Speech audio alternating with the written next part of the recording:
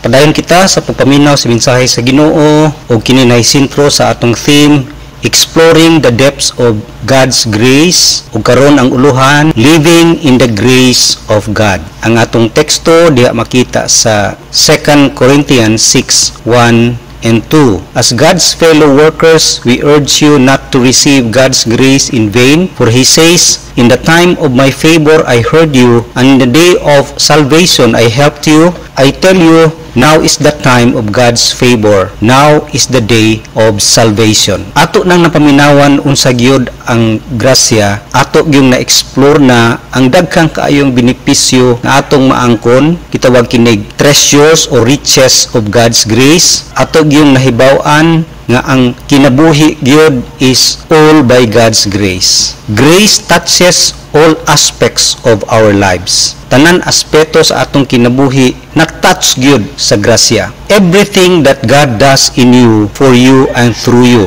mao kana ang grace. Ang grasya nag-una diya sa atong salvation ug kini usab nagpadayon diya sa atong sanctification. Grace is not only not getting punished but also receiving reward. Ang grasya, kita makasasala apan wala noon ta gi-punished. Hinuon nakadawat kita og ganti. Ang salvation, pagluwas ka nato bisan kita makasasala kalaban sa Ginoo, nagkapasakit sa Ginoo, pero siya nagpakamatay alang kanato. Og dili lang kanaigo, siya pagyud nag-provide kanato sa tanang gikinahanglan sa pagkinabuhi. Mo nang giingon nato miagi nga grace upon grace. Kay gikan sa saving grace, gitagaan pagyud ta niya og sanctifying grace. Grace nga mag-empower kanato nga muusab sa atong kinabuhi. Unya gitagaan ta nag supplying grace, nga grace ni kini nga nagatagbo sa atong mga pagkinahanglan. Unya gitagaan pud ta niya sustaining grace. Kini nga grasya nag-empower kanato to endure, nga kita gyud makaantos, makalahutay sa mga pagsulay, mga problema sa kinabuhi. Ug gitagaan pud ta niya strengthening grace. Grace nga pagkapahimo kanato strong diha sa panahon sa mga sufferings. Unya naapagi serving grace. Grace nga mag-empower kanato, maghatag kanato gahom or kusog sa pag-serve sa Ginoo. Muna gihatag na gyud ang tanan, muna ang grasya nagatagbo sa tanan natong pagkinahanglan sa kinabuhi. Puno ug rich gyud ang Kristohanon sa grasya. Muna in the light of what Christ has done for us, sa tanan nga gihatag kanato sa Ginoo, unsa ang atong response? Unsa ang atong tubag niini? Ang Biblia naghatag og tulo ka different responses kung ang tawo makadawat og grasya. Una, kitawag kini nga falling away from grace. 2 Corinthians 6:1 ingon diha, as God's fellow workers, we urge you not to receive God's grace in vain. Kini nga mga tao nakadawat sa grasya apan samara nga kini nga grasya walay hinungdan, tungod kay sila nakadawat ini nga they receive this grace for nothing. Receive grace in vain. We can receive God's grace in vain when we come under its influence but fail to live by that grace. Makadawat kita og grasya sa Ginoo nga mahimo kining kawang lamang kung kita na-impluwensyahan sa grasya apan pakyas sa pagkinabuhi diha sa grasya. Kanusa kini mahitabo sa kakristohanon? Una, by perverting. But pasabot nga gitwist ang grasya. Gitawag ni og license. Kung ang grasya nahimo hinuon natong excuse nga makasala, diha mahitabo nga gi-pervert nato ang grasya. Og kini nga mga tao na misunderstand nila ang liberating nature of grace. Tungod kay gihimo na nilang license, samara nga mahimo na noon kung makasala tungod kay namay grasya. Nahimo na noong rason nganong magpakasala tungod kay naay grasya. Samara nga moingon sila, ingon sa Bible nga if sin increases, grace also increases. Mao na nga mga tao nga nagpervert sa grace. Nagsalig na noon tungod kay naay grasya. Di na nun sila mahadlok magpakasala. Ikaduha, not only by perverting but also by not profiting from it. Wala noon kini nahimong nagamit sa iyahang full potential. Wala nahimong profitable. Wala nakaginansya noon sila sa grace. Ang grasya sa Ginoo gihatag kanato aron kita makabot ang level nga gusto sa Ginoo nato nga makabot. Apan naay mga tao gyud nga nakadawat sa grasya pero wala kini naglead ngadto sa ilaha sa pagtubo. Di stay the same nga unta ang grasya, ang katuyuan nga muuswa gid ka, mutubo gid ka sa imong espirituhanong kinabuhi. Daghay mga tao nga nakadawat sa grasya apan they fail to progress in their Christian growth. O kini nahimo na noong na-lose nila ang spiritual blessing ug rewards gikan sa grasya. Sila nakinabuhi gihapon by sight and by flesh, not by faith and by spirit. Nagkinabuhi gyapon sila sa unod, wala sila nagkinabuhi sa espiritu. Ngunang sila wala gyud nagkaginansya diha sa grasya. Not only nga wala nag-lead sa ilang spiritual growth, but also wala nag-lead ngadto sa gitawag nato nga wonders that turned into praise. Wala hinuon sila na dasig sa grasya nga pagkaandot sa grasya nga moresulta gid ni sa pagsimba o paghimaya sa Ginoo, pagdaig sa Ginoo. Ngunang subo kay pamalandungon nga ang Kristohanon napalibutan, surrounded by the means of grace. Means of grace buto sabot ang balaang kasulatan, ang pag-ampo, ang fellowship, pero maura gihapon.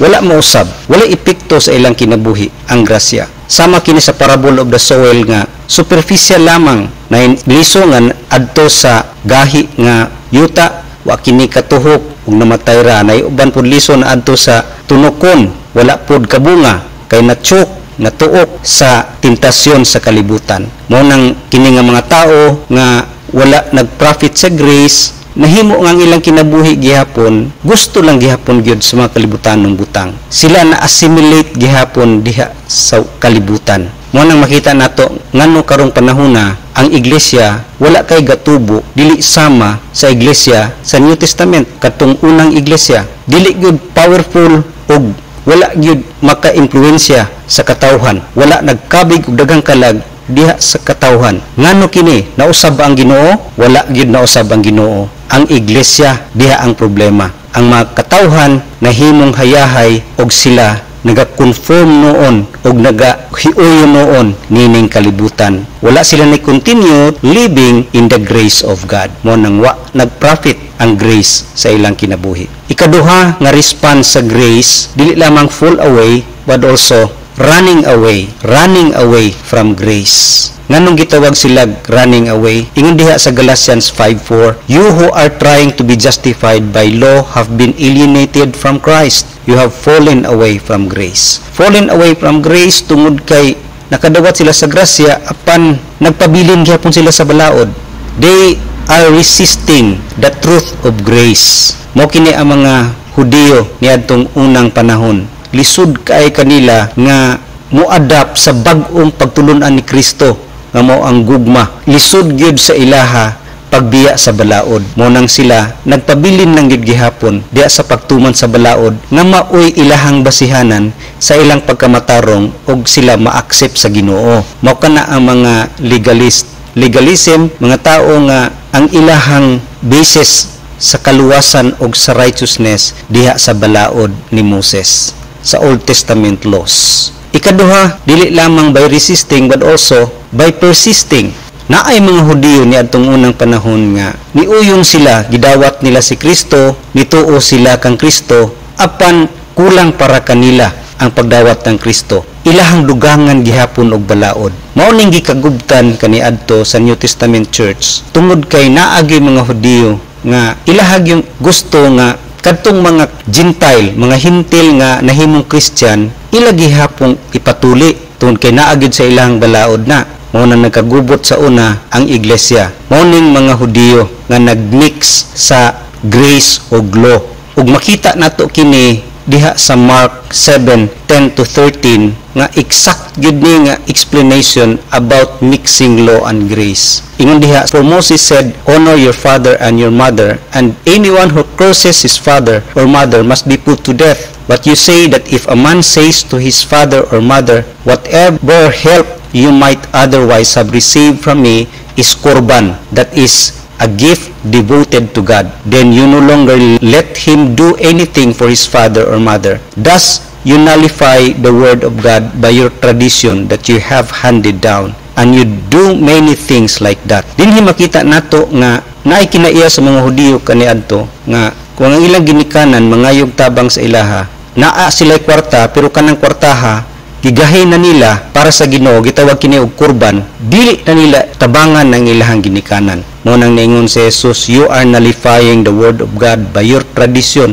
Nga kana nga law ninyo, inyo man gyapon nang gibuhat gikan sa balaod ni Moses. gi-extract ang balaod ni Moses, naghimo sila law nga gitawag og kurban. Mo nang gitawag nga ang law of love na pildi sa balaod. Napugnan ang love tungod sa balaod. Mao kanang gitawag sila, they run away from grace, legalism. Ikatulo nga response sa grace. Mo ni nga mga tao nga proving the way of grace. Sila naghatag og proof gayud nga mao kini ang grasya. Mao kini ang pagkinabuhi sa grasya. Sila wala lamang naluwas pinagi sa grasya, kundi ni continue sila to live by grace. Gitawag kini nga they grow in grace. In 2 Peter 3:18 ingon diha, but grow in the grace and knowledge of our Lord and Savior Jesus Christ. To Him be glory both now and forever. Amen. So sila nag-continue gyud sa pagkinabuhi sa grasya. Nagtubo sila sa grasya. Tungod kay nakasabot gyud sila sa grasya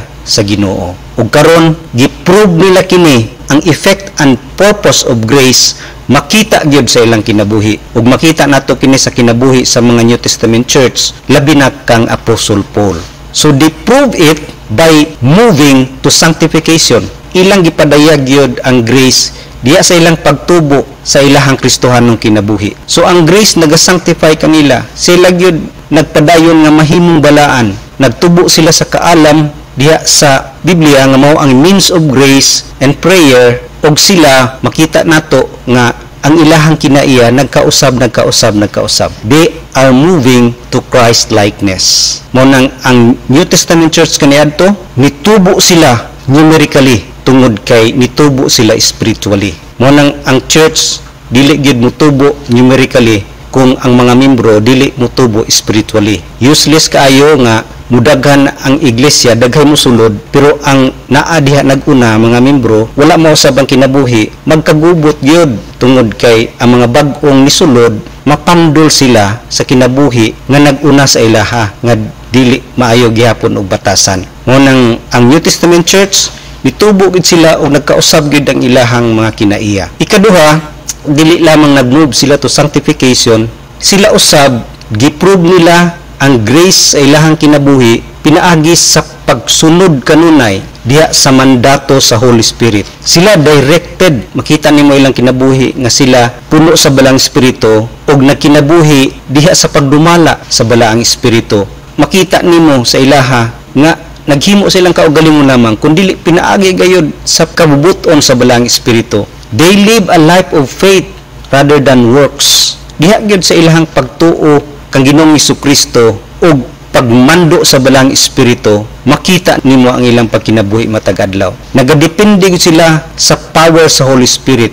Wala sila nag-agad sa balaod. Wala sila nag-agad sa ilang kaugalingon, kundi sa grasya lamang gayud. Nagkinabuhi sila sa grasya nga nagadepende sa gahom sa balang espiritu ug sa ilahang gugma kang Ginoong Jesucristo. Mo nang kini nga mga tao, New Testament Church, naglakaw gayud diha sa grasya. Na-experiensyahan gud nila ang gitawag nato nga riches of God's grace. Ug makita nato kung basahon nato ang Acts, grabe kayo ang pagpamuhat sa balang espiritu sa ilang kinabuhi. Na-experiensyahan nila ang pagpamuhat sa balang espiritu matag adlaw. Ug makita nimo nga ang ilang kinabuhi nangausab ug influensyado kay sila, powerful kay sila, effective kayo sila nga minister sa mensahe sa kaluwasan. Mao nang makita nimo nga daghan gid kaayoy nadala nga kalag diha sa tiilan ni Ginoong Jesucristo tungod sa ilahang impluwensya. Ug makita nato nga sa ilahang pagkinabuhi nga minanduan gyud sa balaang espiritu ug sa gugma ni Kristo nga bisag tan-aw nato ang ilahang pagkinabuhi, di gyud nila makaya kung ilahara.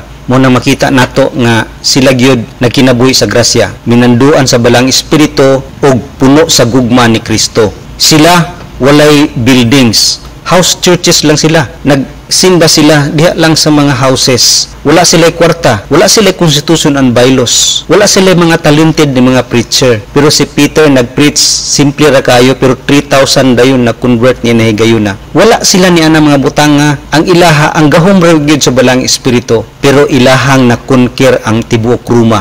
Ang tibuok Roma nga kaaway kaniadto ni Kristo nahimo hinuon og Kristohanon. Nga gideklara ni Constantine nga ang opisyal nga religion sa Rome is Christianity. Tungod kana sa ilahang pahigugma sa Ginoo, pahigugma sa usag-usa ug paghigugma sa mga nangawala. Puno sila sa balaang espiritu ug puno sila sa gugma ni Kristo. Makita nato ang ilahang sharing kanang sila mag-share sa ilahang mga kabtangan, mamaligya sila og mga kabtangan nila aron masira nila katong naay pagkinahanglan nga ilahang mga kauban. Ingana sila ka mahigugmaon ug saksi ang mga katawhan sa ilang kinabuhi the way sila mahigugma. Mo nang daghay na kabig gayud nga kalag tungod ni ana. Mo nang sila kinabuhi nga minanduan sa balang espiritu o pinaagi sa gugma ni Ginoong Hesukristo. Ikatulo, dili lamang sila minanduan sa balang espiritu, kundi usab giprove nila ang grasya sa ilang kinabuhi pinaagi sa by making their life count. Ang ilang kinabuhi gusto gid nila nga dili mausik ug makita nato na sa ilang kinabuhi nganong gihimo nila na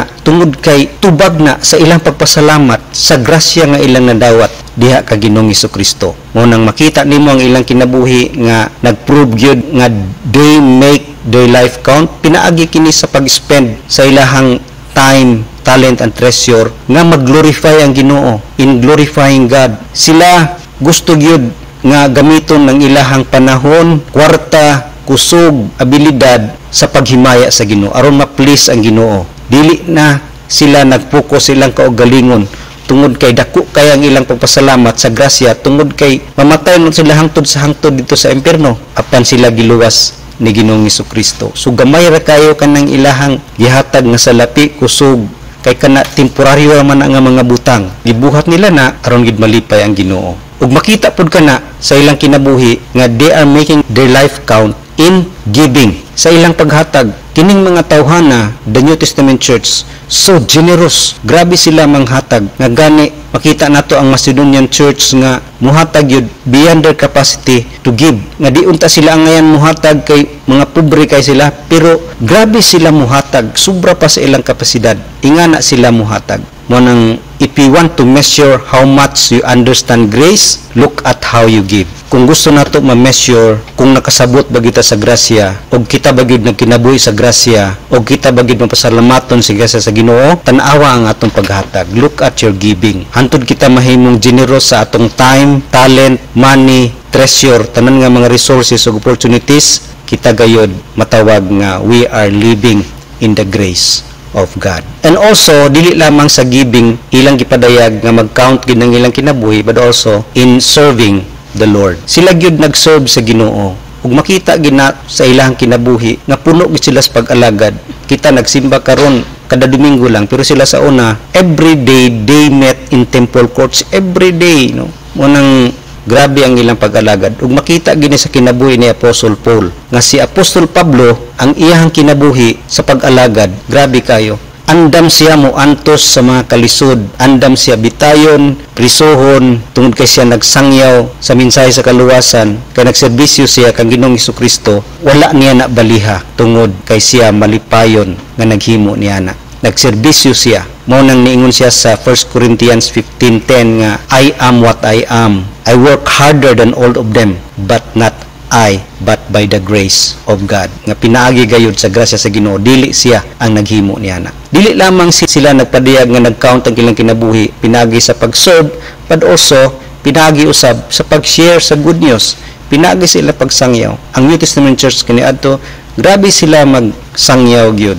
Abi nimo mahadlok sila kung patyon, mas ni grabe pa gyud ang ilang pagsangyaw sabdihang sila pamatyon. Muisog noon sila pag maayo. Ingana gyud ang mga katawhan nga nagkinabuhi sa grasya. Kana ilang gihimo as gratitude, no, as pagpasalamat ngadto sa Ginoo sa grasya nga ilang nadawat. O nang they share the gospel, the good news of salvation to the lost. In summary, ang mga tao nga nagkinabuhi sa grasya sa Ginoo, ang ilang pagtan-aw sa Christian liberty mao kini: if you love God, you may do as you please. But pasabot nga kung nahigugma ka sa Ginoo gyud, ang iyahang kalipay mao po imong kalipay. Mao nang kung ang Ginoo imong kalipay, wa gyud makapugong sa imuha sa imong mga pagabuhaton nga makalipay sa Ginoo. Tungod kay unsay gusto sa Ginoo, mao pod na ang imuhang gusto. Usa kini kada kung hagit kanato nini mga panahona nga kita gyud padayon nga magkinabuhi diha sa grasya sa Ginoo. If we really understand